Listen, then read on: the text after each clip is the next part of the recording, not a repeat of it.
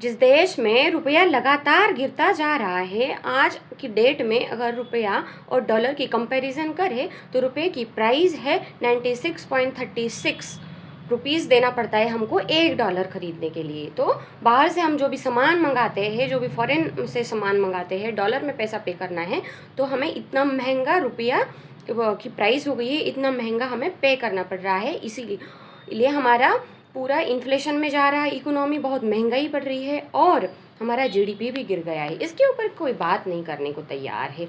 इसके ऊपर ना सरकार बात करने को तैयार है, ना मीडिया बात करने को तैयार है। ओनली गिने चुने ऐसे कुछ 4-5 ऐसे गिने चुने लोग हैं, वही लोग इसके ऊपर बात कर रहे, सरकार को कटघरे में खड़ा करने की हिम्मत रख रहे या सवाल पूछ रहे। तो भी जो लोग सवाल पूछ रहे हैं, बात कर रहे हैं, उनके भी चैनल्स को सरकार बंद कर दे रही है। आलम ये हो गया है कि सरकार चुप करा रही है। सरकार बोल रही है फ्रीडम ऑफ स्पीच, नो, बात नहीं करना है। हमारी इकोनॉमी चौथी नंबर पे जब थी दुनिया में, तब तो डंका पीट पीट के दुनिया में नारा लगा लगा के बोल रहे थे सारे मीडिया चैनल्स और हमारी सरकार के भी जो अलग अलग प्रवक्ता है, वो लोग डंके की चोट पे कह रहे थे, नारा पीट पीट के, छाती पीट पीट के बता रहे थे कि हम चौथे नंबर की इकोनॉमी बन गए। और अभी चौथे नंबर से गिर के 6th नंबर की इकोनॉमी हम बन गए हैं। तो हमारी गिरावट को बताने के लिए कोई तैयार नहीं है। इसके ऊपर किसी ने बात ही नहीं की है। ये न्यूज़ आने से 1 महीना हो गया है, तब भी किसी ने बात नहीं की है। और डॉलर की कीमत बढ़ती जा, हमारी वित्त मंत्री को पूछे अगर, तो वो जवाब देती है कि रुपया की कीमत नहीं बढ़ रही है, रुपया कमज़ोर नहीं हो रहा है, डॉलर मजबूत हो गया है।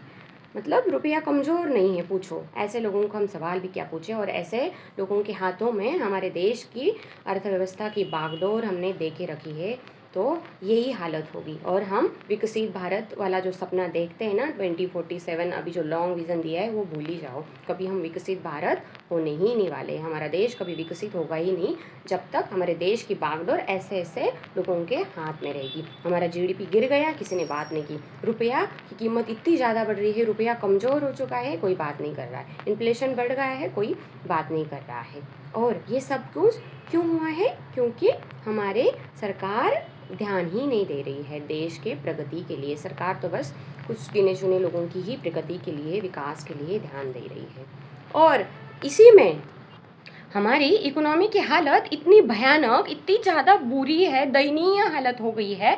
ऐसे बीच में हमारे प्रधानमंत्री साहब आते हैं और भाषण देते हैं कि प्लीज़ गोल्ड मत खरीदो, सोना मत खरीदो 1 साल तक। अरे आप किसको सोना खरीदने के लिए बोल रहे हो साहब?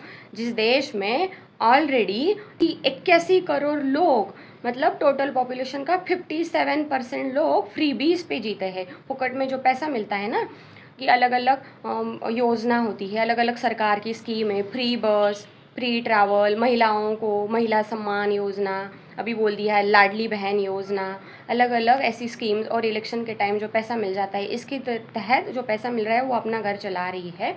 और ऐसी योजना में पैसा लेने वाले लोग मतलब डेफिनेटली गरीब है।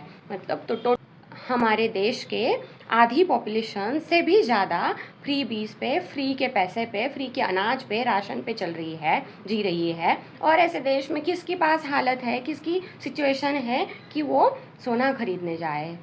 चैन से सो नहीं पाते हैं, वो क्या सोना खरीदेंगे? इतनी महंगाई कर दी है आपने। तो ये मत बताइए, जो भी भाषण दे रहे हो ना, उसके पहले सोच लिया करो कि हम देश में कितने गरीब लोग हैं और जिनकी कितनी औकात है सोना खरीदने की। उनके लिए हम क्या ही बात करते हैं कि सोना मत खरीदो। गाइस, आपको ये वीडियो कैसा लगा? प्लीज़ लाइक कीजिए, शेयर कीजिए और ज़्यादा से ज़्यादा लोगों तक ये राइट इन्फॉर्मेशन, एक्चुअल इन्फॉर्मेशन लोगों तक पहुंचाने में मदद कीजिए और लोगों को अवेयर कीजिए कि हमारे देश को बचाने में लोगों की ही जो यूनिटी होगी यही काम आएगी। तो लोगों तक सही जानकारी पहुंचाने का हमारा फ़र्ज़ है, यही एक देशभक्ति का कार्य है।